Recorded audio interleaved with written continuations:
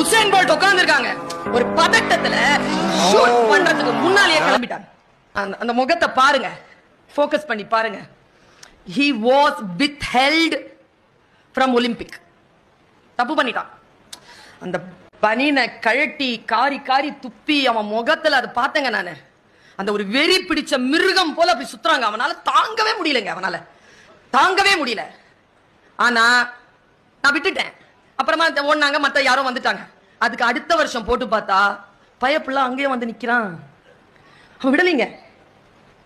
Never give up. மறுபடியும் வரும், அதே வாய்ப்பு வரும். விழிப்புணர்வு கொண்டவர்கள் அதை கைப்பற்றிக் கொள்கிறார்கள். இல்லை என்றால் தோற்று போகிறோம். வாழ்க்கையில் வாய்ப்புகள் நழுவ விடுவார்கள். மறுபடியும் நின்று பிடித்து பாருங்கள், உங்கள் வசமாகும்.